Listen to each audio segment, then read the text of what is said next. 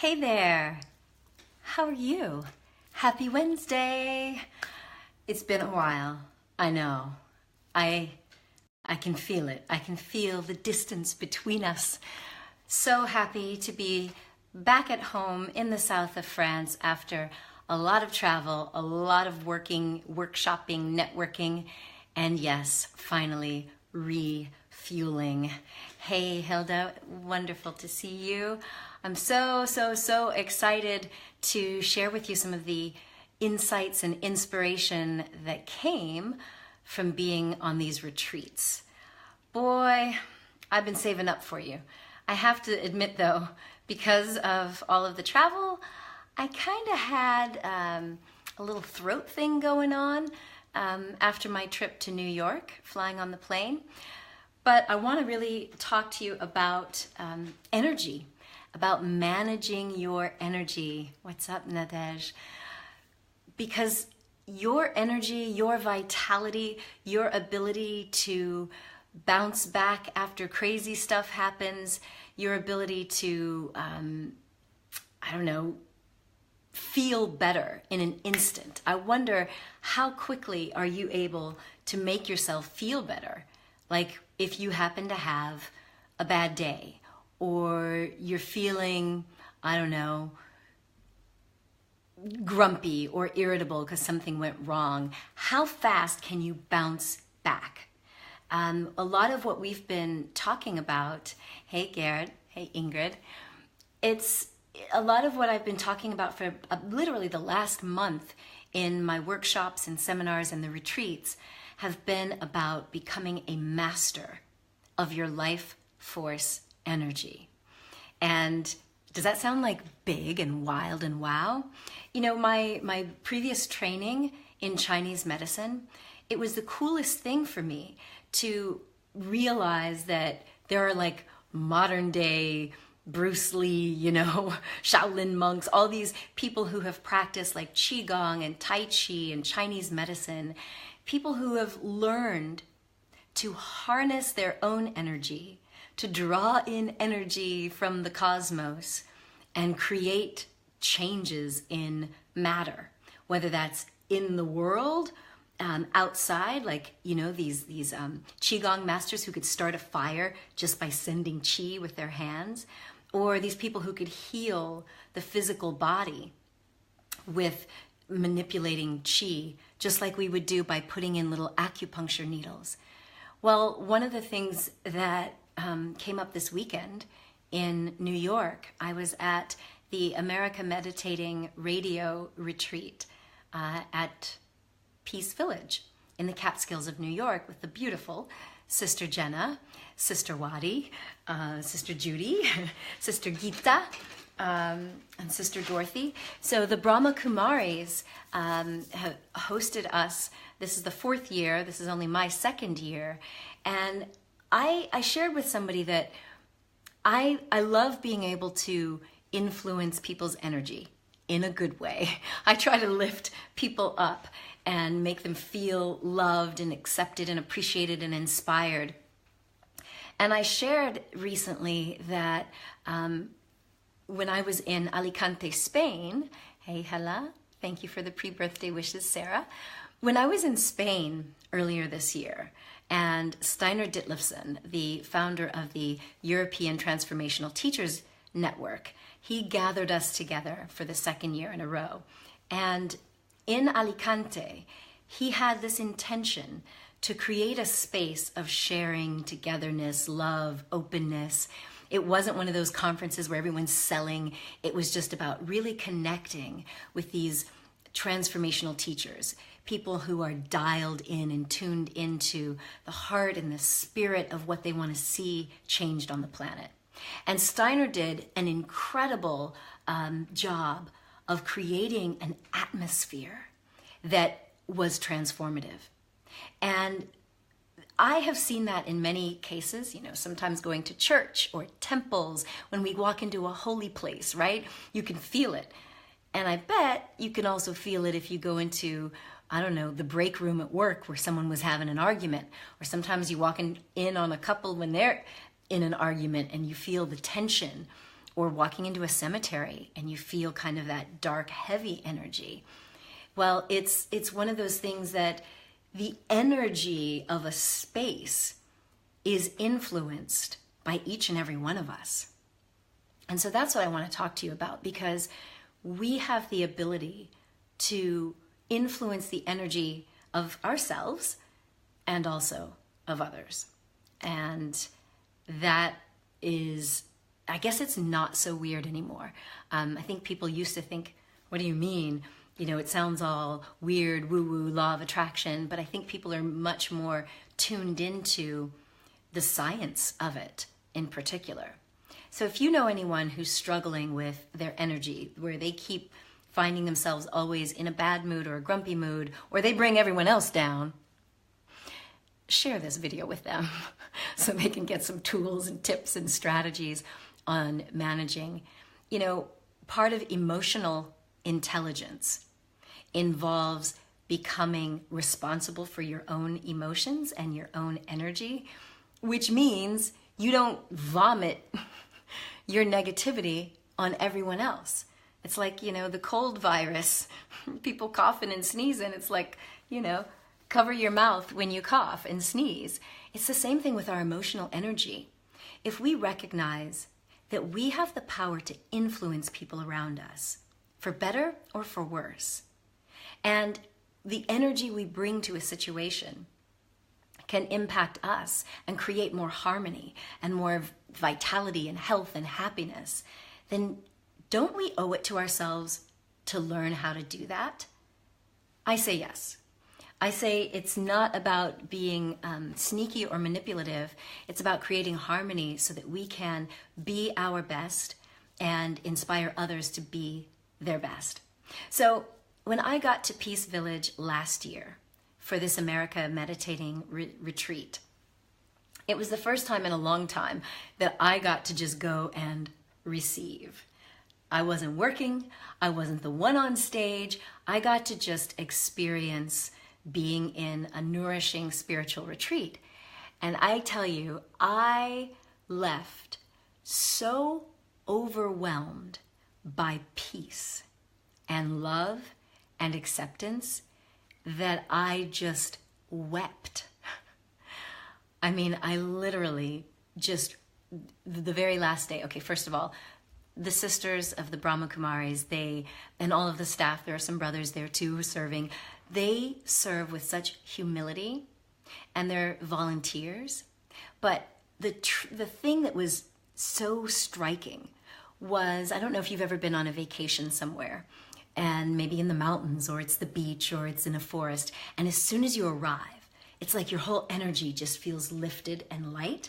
Have you ever had that experience where you just felt better, maybe because it was vacation, but maybe it was because of the location?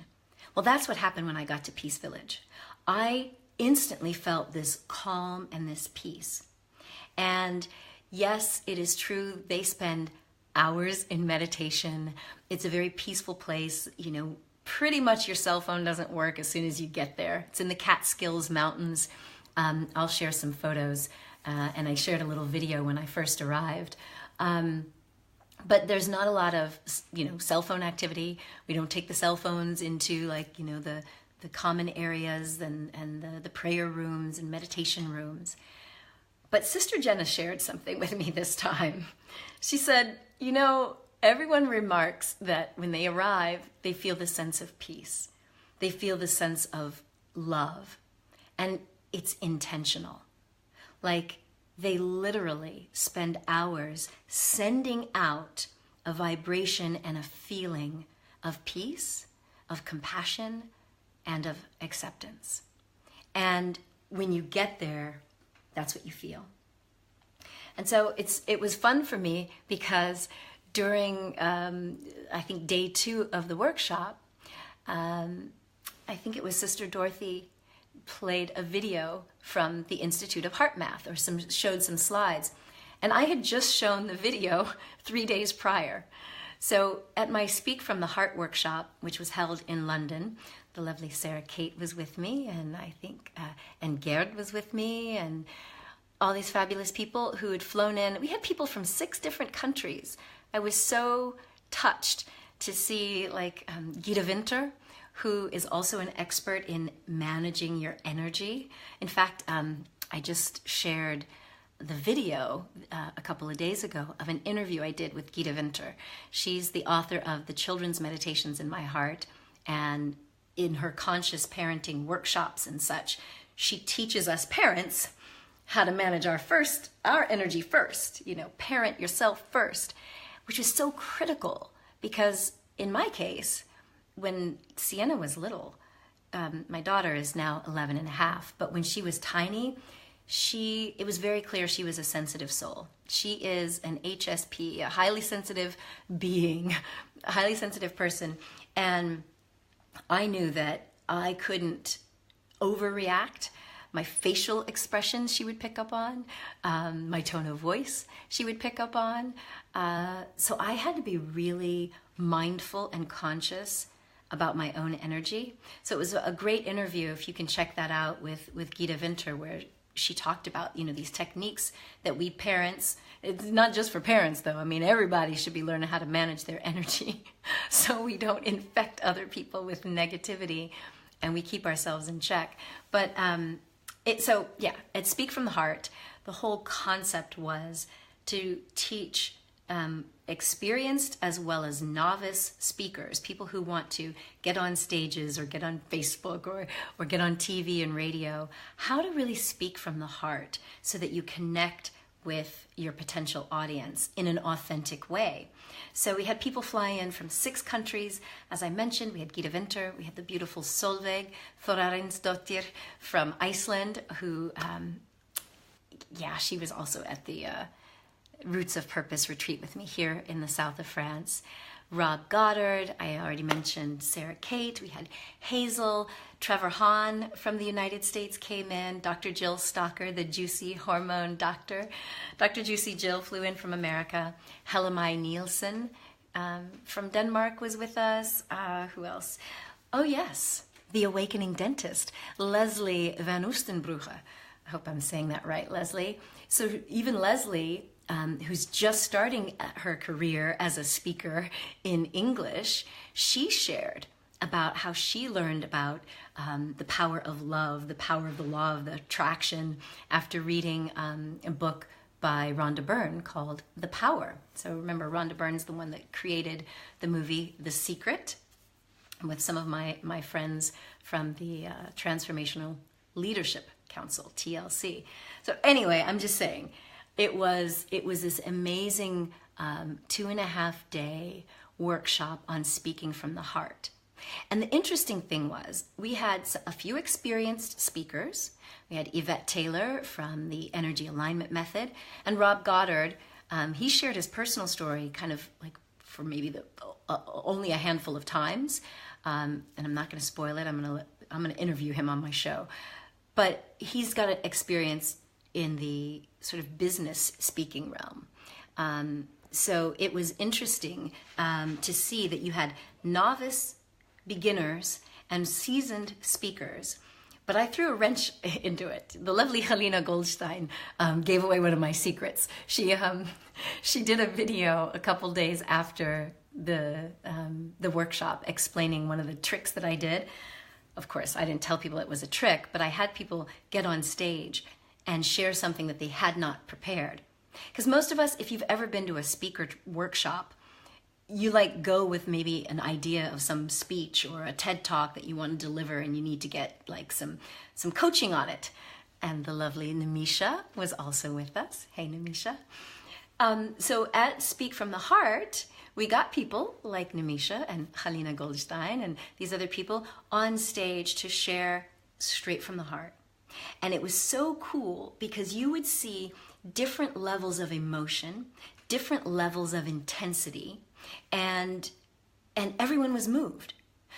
People were literally, and I'm not exaggerating, tell me if I'm exaggerating, Nimisha and Sarah Kate, people were moved to tears. People were transformed in the sharing and the receiving of messages from the heart. Now, that may not sound like a big deal, but usually when you go to some little 2-day conference, you're not expecting to have it become a life transformational event, right? Like Namisha, I didn't bill it as that. I didn't say, hey, come and transform your life. And Jill Stalker says, word, right? I didn't put it out there like that. It wasn't like a Tony Robbins or even Byron Katie, where you know that you're going to do this deep work and be transformed. And yet there was transformation.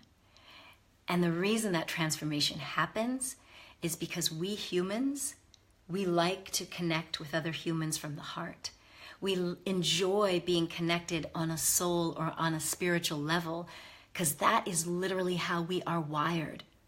Now, we may have gotten brainwashed and trained to, go after success or try to follow along what everyone else is doing.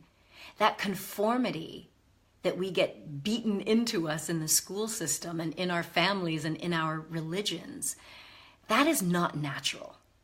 Like all of the structure that comes from religion or societal pressure, family norms, culture, it's great in some cases. It does keep things in some little bits of harmony, but it's artificial. Like we humans, we are meant to share from our heart, to connect from our soul and our spirit, to feel accepted. And hey, Shamoni, it's good to see you. And Brian Parker, I saw that you're joining for the first time. If you're still here, welcome to the party. And Sonia and David and Sarah, lovely to have you. So it was, yes, Gerd, there were lots of tears and lots of love. So one of the things that you notice when you start to share from the heart is that if you've ever been anywhere and you've heard a speaker, if they were genuine and authentic, it doesn't matter if they have all the perfect little technical style tricks of a professional speaker. When you're moved on a brain and a heart and a gut level, it has the power to transform. And that is one of the things that I found just, I find it like a gift.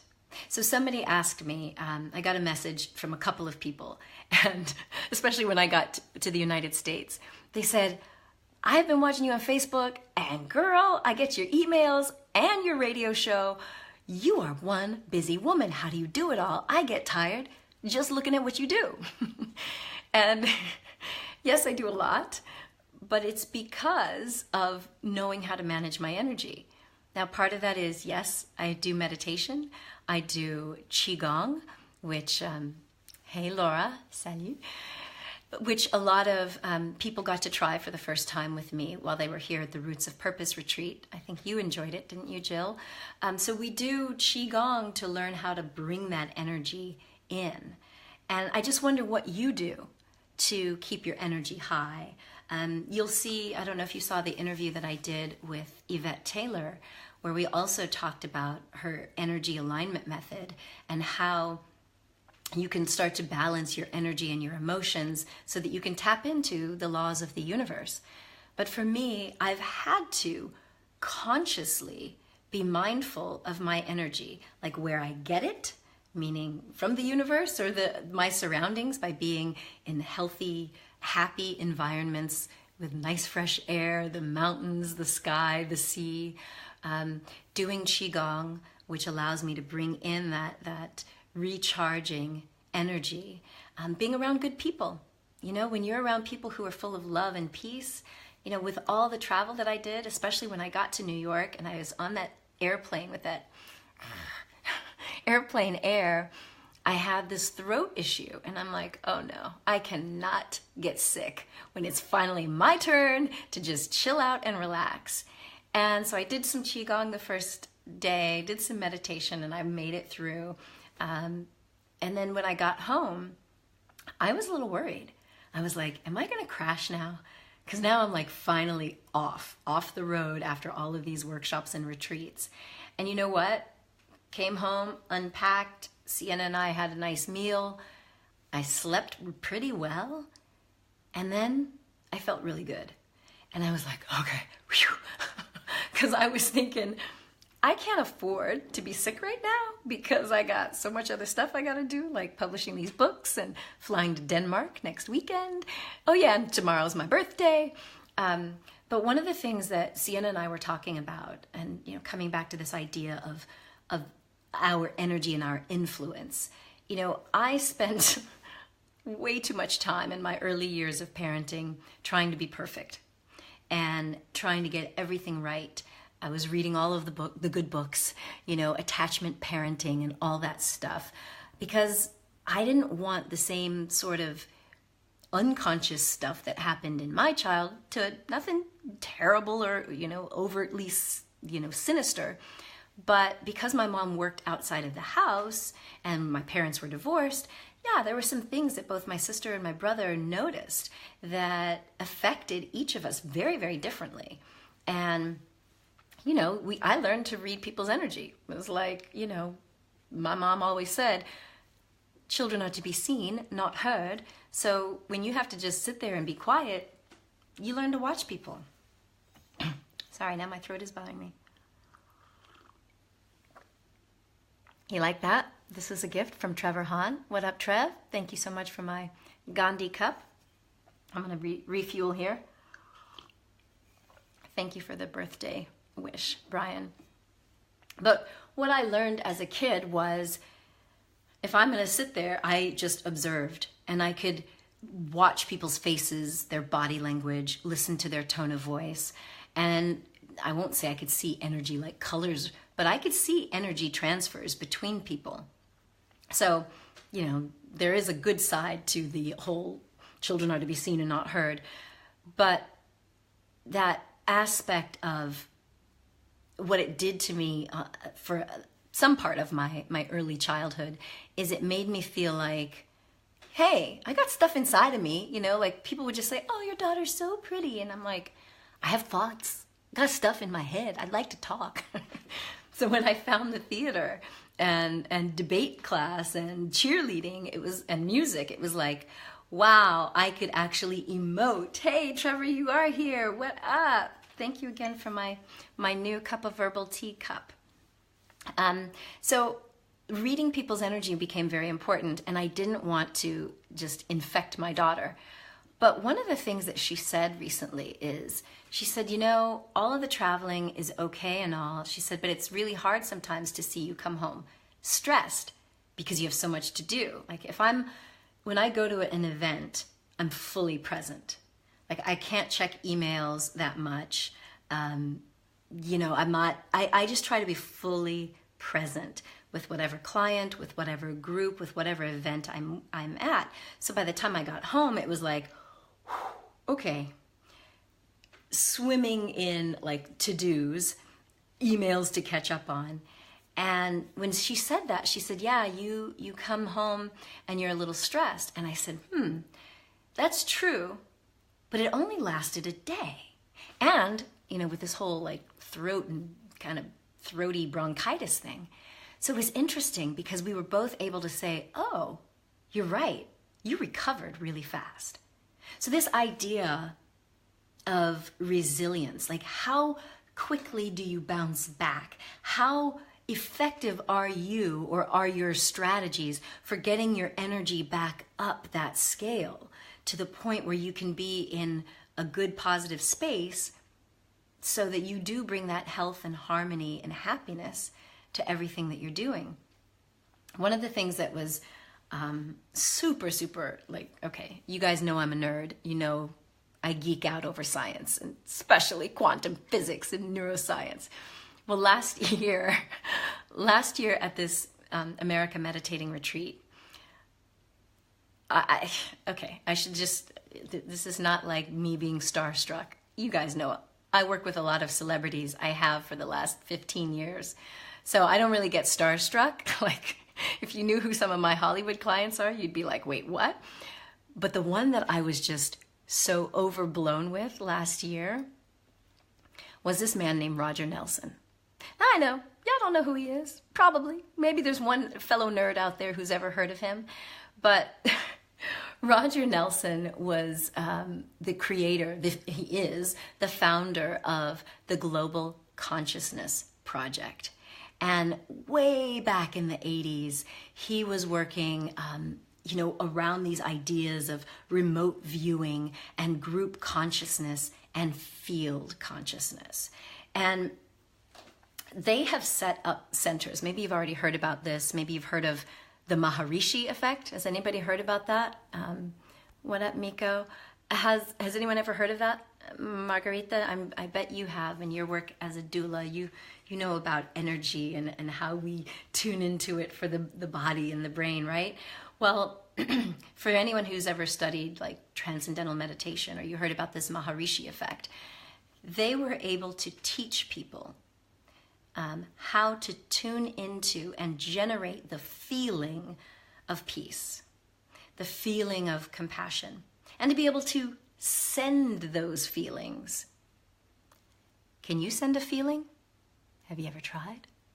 Ever thought about sending a feeling? Well, it's possible. And what they discovered was when they trained a certain portion of the population, I think it was 1% of the population, and they trained them to, at specific times, tune into the feeling, radiate the feeling of peace. They saw the rates of violent crimes drop. They saw terrorist attacks dropped. So it, yes, I know, Namisha, you can send a feeling. Awesome. So it's not like just wishful thinking. We have this ability. So in Roger Nelson's work, this guy that I got to hang out with and go, kind of climbing up a rock in the New York, it was like, wow, I'm here with one of the pioneers whose research I've studied for years about this group consciousness, about this ability that we have to pick up on the energy and the vibe in our environments. So for example, they have centers around the world that register fluctuations in energies. And they can tell, people can see, if you read these charts, these energy generators, they can read when there are fluctuations, which predict tsunamis, earthquakes, terrorist attacks, the mounting energy before New Year's. Like, all of it's been studied and documented for, almost as long as I've been a medical doctor. And one experience that I personally had was, again, something that is not uncommon. I bet if you go and you do a Google search, you'll find a lot of these people who experienced energy weirdness. That's a technical term. Around September 11th. So I was working for Discovery Channel back in 2001. And I had been going to New York. I know I told some of you guys this story when I was at Speak from the Heart in London. I was going to New York because I was determined to become an actress. Yep, I was working for Discovery Channel, and I told them, hey, listen, I want to go to New York. I'm kind of bored of being a doctor now. I want to do film. And so I was staying with a friend of mine in Brooklyn, and I would go a few days a week to New York, auditioning, taking photos, going out and trying to get found. And then I would still work for Discovery Channel, but this was before I was on TV for Discovery Channel. And I can remember on Monday, September 10th, 2001, I was in my friend's apartment, and all of a sudden, my stomach was hurting so bad. Now, out of all the organ systems in my body, my stomach is not a sensitive thing. That's not usually what, trips me up. But I was feeling really sick, and at that time, well, I'm still pretty, I'm pretty reasonable. I wouldn't have been one to get on the highway and drive from New York back to my house in DC at night. But I was like, I don't really want to be sick in my friend's apartment. Ugh, I want to just go and be in my own space. So I packed up my dog, packed up my convertible, and at like 10 o'clock at night, I just decided I'm getting out of New York. So I get home, I'm feeling pretty much better by morning. And at about 8 something in the morning, 8:30 something, my phone is blowing up. And first, it's the people from Discovery Channel. And they said, Dr. Pennington, where are you? And I'm like, I'm at home. Like, I'm not coming into the office, because remember, this is when I'm supposed to be in New York. I'm like, I'm at home. And they're like, okay, good. And I'm like, why? What's up? They said, the World Trade Center's just been hit. And I'm like, wait, what? Then my phone is beep, beep, beeping. A few minutes later, I'm standing out on the lawn. Helicopters are going by. My mother calls me from Atlanta. Where are you? Where are you? Where are you? I'm like, I'm standing on my front lawn. Why? The Pentagon's just been hit. So I'm like, what the? Now, mind you, in my little brain, way back then, this whole idea of terrorism, especially terrorism at home, other than a couple of weird, mid-America bombings, it wasn't in my consciousness. But it tripped me up because I was like, oh my gosh. It wasn't until I was talking to one of the sisters. I worked at this Spanish Catholic center doing healthcare. And she recounted a very similar story about a nun who was getting on one of those planes that was destined for New York. And that nun had something come up in her, and she was just like, I'm not going to get on the plane. And she lived because of it. Now, the crazy thing was that Tuesday, September 11th, I was supposed to be taking the subway from Brooklyn down to the World Trade Center to pick up my new headshots, my new photos. Can you imagine? So I'm like, there's definitely something to this. And you can read all about this type of research. Things have been monitored and recorded from a variety of sites around the world where people can pick up on the energy around them. Now, yeah, some of us are a little more sensitive than others, whether that's just because we're weird unicorns or because, I don't know, we're HSPs, or because I did have a childhood that made me become very observant.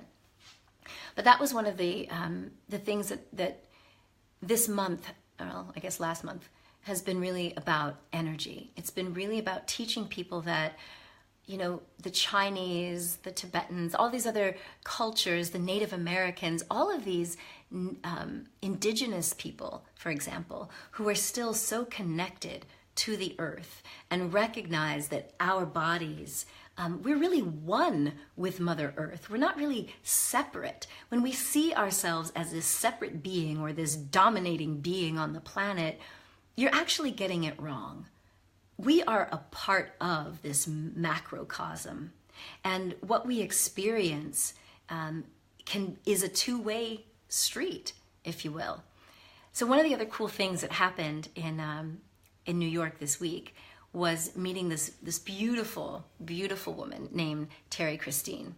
And I'm going to actually interview her for my show and do a Facebook Live, because she knows how to tap into and read the energy of a person's body, for example, to find out what is causing a health issue and a whole host of other things. Like, you might want to say it's like being psychic, but it's much more than that. And so I'm really curious to know how and when her sensitivities got picked up. But we have these abilities to feel energy, to read energy, to emit energy.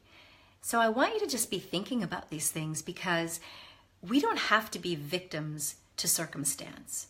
We don't have to be, just blown around by the winds of life. Now, you do need to move and flow with the winds of life, but you don't need to be so battered down that you don't get up. And you don't need to be so rigidly fixed that you snap and you break. It's about finding ways to be resilient, finding ways to adapt and to go with the flow, and to make sure that you come back even better than ever. And that was one of the things that happened to me this week. I realized I kind of went through the last 12 months with Sienna. It's my birthday. It's kind of what I do. I start looking back over the year to say, okay, I'm saying goodbye to a year of life and welcoming in a new. And when I look at the way my life has changed in the last year, as she has gotten older and stable in school, I've been able to take on more clients and more projects, writing more books. I don't feel tired at all.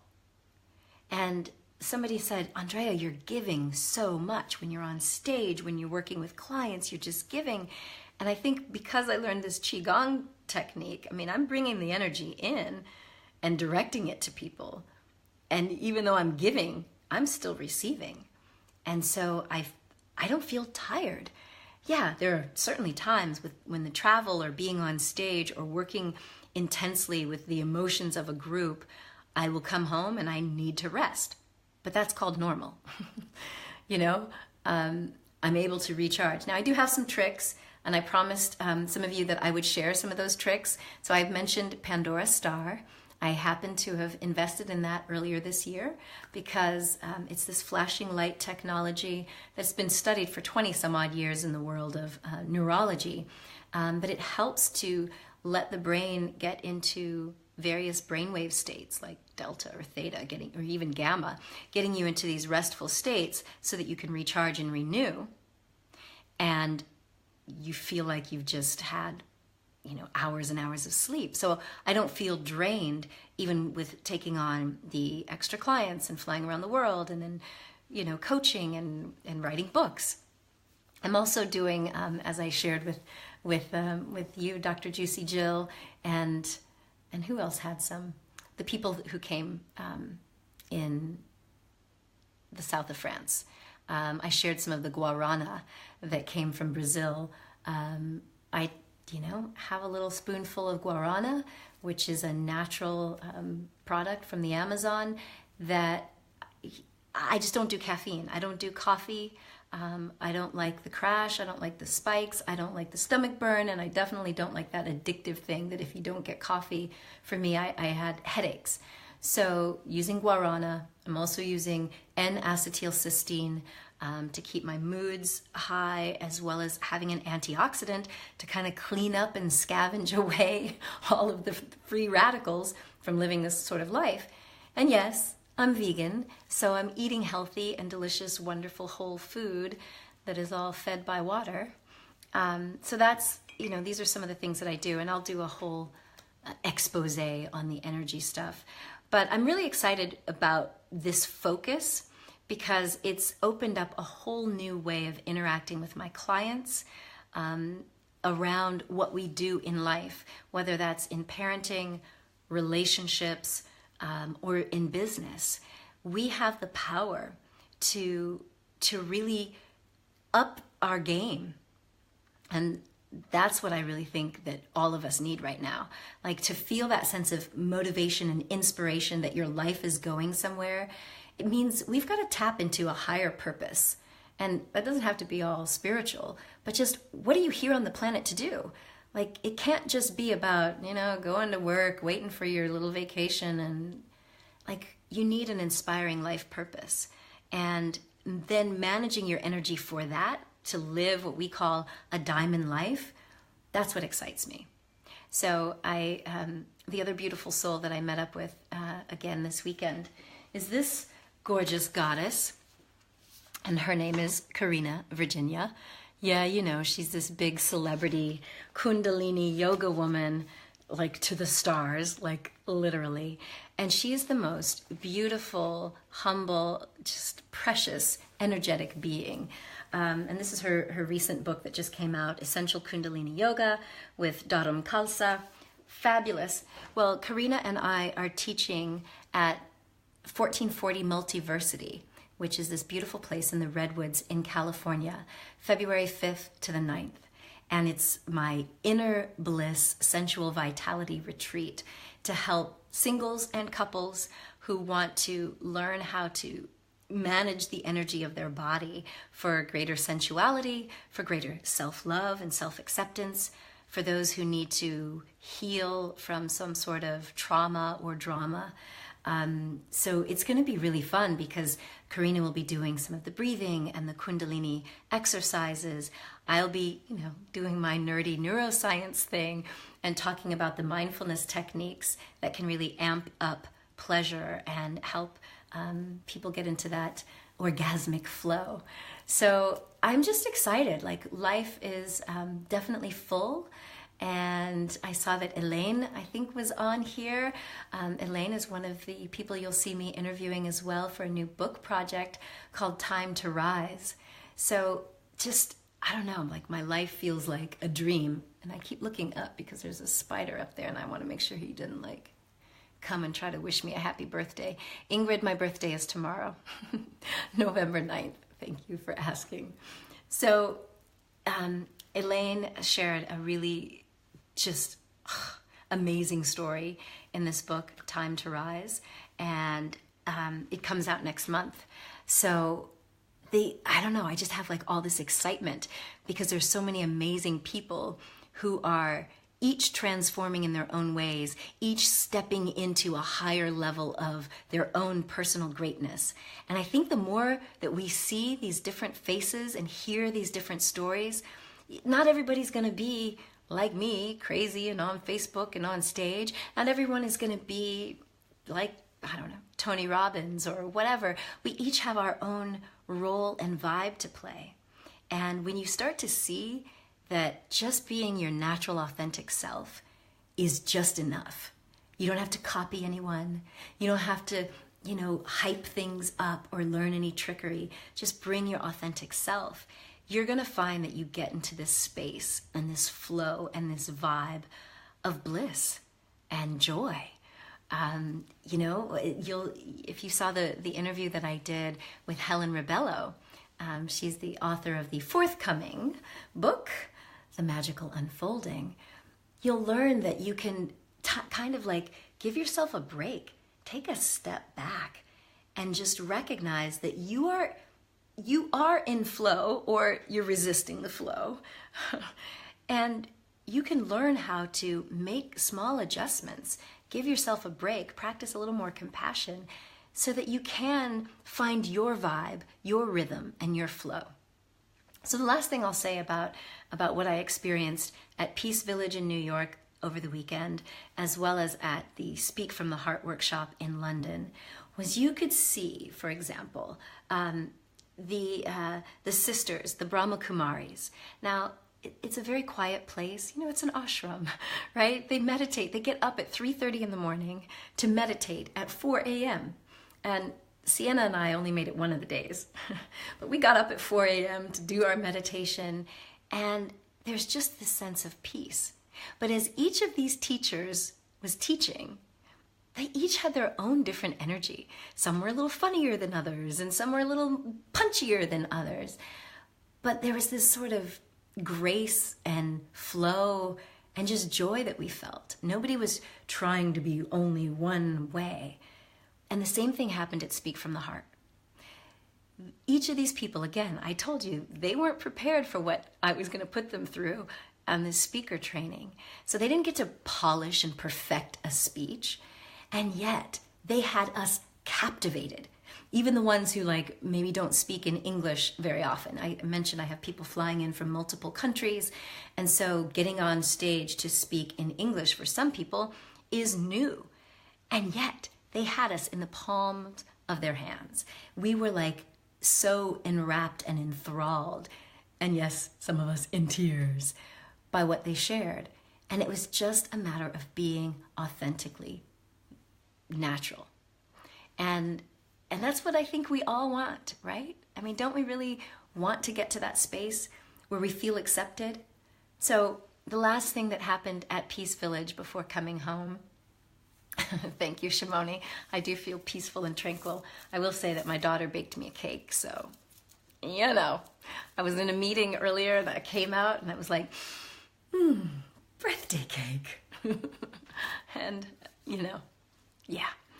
But the last thing that happened at Peace Village is they gave us all sorts of little blessings, all sorts of little gifts. I came back just feeling so incredibly spoiled.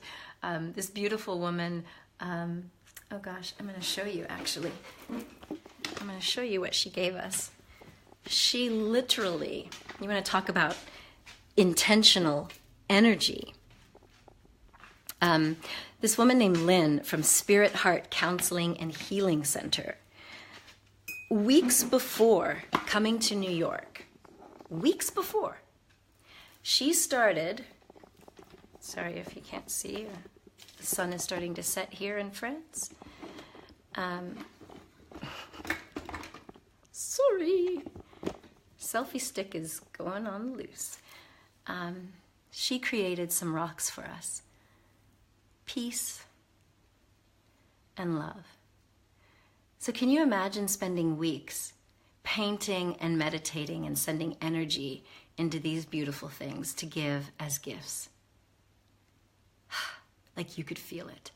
And there was this beautiful woman, this little 84-year-old spunky woman, what is her name? Thelma, who had just released yet another book called The New Senior Man. She was awesome. So Thelma and I hit it off, and of course she hit it off with Sienna. She's like, I just want to hug Sienna. But one of the things that she was talking to me about her books, and she writes about, you know, what it really means to be a senior and to still have some spunk and some whatnot. And she said, hey, Andrea, I heard about your mom, and my mom has Alzheimer's. She says, I have this idea. She says, I'm not a fiction writer, but this idea keeps coming to me.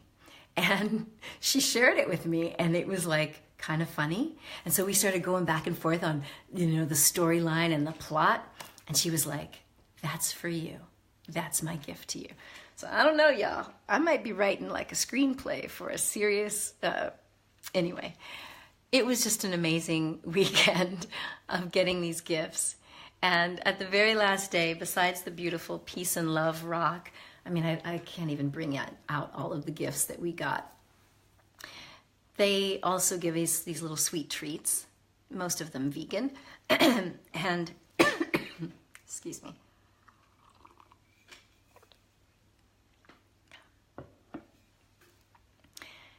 They would give us these little blessings, and we would typically just stare into each other's eyes and beam love, you know, channeling love and blessings from the source, from the creator, God, whatever you want to call it. They call him Baba, you know, beaming this love and acceptance from God to one another and compassion from our hearts to another. And it was so overwhelming because looking into each other's eyes, the experience was, I felt seen, I felt complete acceptance and non-judgment, and I felt love. And it was those kind of moments that just made me feel such peace.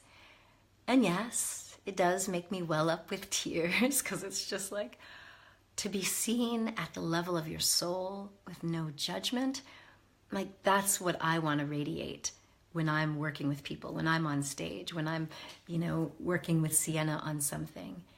And that's what I wish for you. So I hope that you've had a fabulous week. I hope that you haven't missed me too much in my travels and not being here. I'm very happy to be back. I'm very happy that Trevor brought me this lovely cup. And I didn't tell you, I didn't open it when I saw you, Trevor, but I saw on your card the chant, Nam Myoho Renge Kyo. And it's funny because my mother, who grew up very Christian, she had a client who used to chant with her. And that was the one chant my mother knew, Nam Myoho Renge Kyo. So thank you for that. You'll also see that I did some interviews and some stuff with Missy Crutchfield, who's also in the book Time to Rise, from Gandhi's Global Center for Peace. I also have exciting news about one of the radio shows at America Out Loud. Oh, I mean, when I say my head and my heart are full, as well as my diary, my planner, it's full, but it's all good stuff. So I hope that you will click around, watch some of the videos, check out some of these interviews, definitely get a copy of the book when it comes out. My memoir is also coming. It's called I Love You Me, and it's my journey to overcoming depression and finding real self-love within. I am so excited that it's done. Another shout out to Dr. Janet Anthony, who prodded and poked and nudged me to get it done.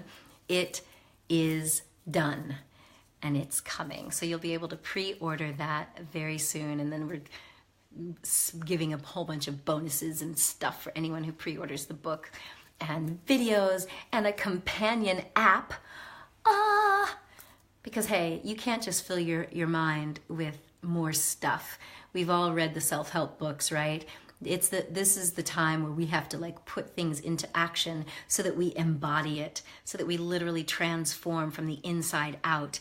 And transformation means it's a complete, holistic, new being that you become. And that means you can't change back. Like change and transformation are two different things. And that's what I'm excited to bring to the world. So I've been running my mouth. I have no idea how long this time, because this isn't my normal time. What can I say? But whatever. I love you guys. I love you so much. Thank you so much, Margarita. And hey, Margarita, darling, aren't we supposed to talk? Like, you're supposed to send me a message. We're supposed to connect, I think. It's been months, weeks. Anyway, my friends, I wish you a fabulous, fabulous rest of the day. I thank you for all of your birthday wishes. You guys just send me love. You can send me some more good chi to take the rest of this cough away. But rest assured, I feel good. I have been channeling this energy and I'm sending it to you. I'm wrapping you in love, Nadej. Don't worry, don't worry. I'm not going anywhere. The energy will still be flowing. Trust me. I am here for you. And a big shout out to Taz Thornton, who came over to speak from the heart and almost stole the show. No, we shared the stage, as did Derry Llewellyn Davies. Derry's also in the book Time to Rise. But Taz, you posted something earlier today, and I love your haircut. I got to see her in person, take some pictures with Sienna too. She signed a book for Sienna. Taz released a book called Unleash Your Awesome, and I highly recommend you read it. Because if there's one person who has learned how to ride the waves of energy, after crashing enough to the point where you would think she's no longer on the planet, she's bounced back. And Taz shared something earlier today on Facebook that a lot of us who are in this personal development and spiritual entrepreneurship world, we have big hearts. We are big softies. We talk about, the hashtag hippie shit, and we're really committed. But we can't help everyone, and especially if someone ain't willing to do some of the work themselves. So I just want to say I honor you, Taz, for all that you do for us, for the people out there who need these gifts. Sorry, my dog is kind of going crazy. But anyway, so check out Taz Thornton. Check out her book. Highly recommend it. I loved it. Loved it so much that I interviewed her, so you can check out that video as well. She's amazing. She really is. She's one of the good ones, and I'm happy to have her in our entourage. So, yeah, I will be back. I will be back again. And for any of you, actually, I think I'm going to meet you in person now that I think about it, Margarita. I am going to Denmark for the Women's Entrepreneurship Day. I am giving a keynote on next Sunday. What is that? November 19th. And I'm doing a little special meet and greet. I think there are only 5 spots left. Helena Philipson is hosting a meet and greet for me, where I'll be giving a little talk on Friday night. That's the 17th of November in Copenhagen. So for any of you that are flying out to see me, yay, I'm going to see you in person, shower you with some chi and some love. And yeah, okay, so that's really it now, I promise. So have a fabulous day. Much love. And just remember, my friends, you are a gift to the world. So share your presence with passion. Bye.